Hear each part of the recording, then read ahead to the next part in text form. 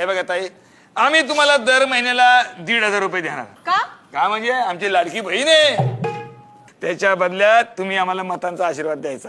आणि मत नाही दिली तर तुम्ही काळजी करू नका. जोपर्यंत त्रिदेव इत्री मूर्ती आहे की नाही, आम्ही 3 भाऊ तुमचे आहे, तोपर्यंत तुम्हाला 1,500 रुपये मिळत राहणार दर महिना. तुम्हाला पिठाचा भाव माहितीये? गोड तेलाचा भाव माहितीये? माहितीये. गेल्या महिन्यात 40 रुपयांनी वाढलाय. त्यातूनच तुम्हाला 1,500 देतो आम्ही. तेलाचा डबा 1500 वरून 2200 रुपये झाला. आणि 2200चं खत 3300 रुपये झाले. मोबाईल रिचार्ज 199 वरून 302 रुपये झाला. 100 रुपयाचा स्टॅम्प 500 रुपयाचा झाला. कळलं का लाडक्या बहिणींनो?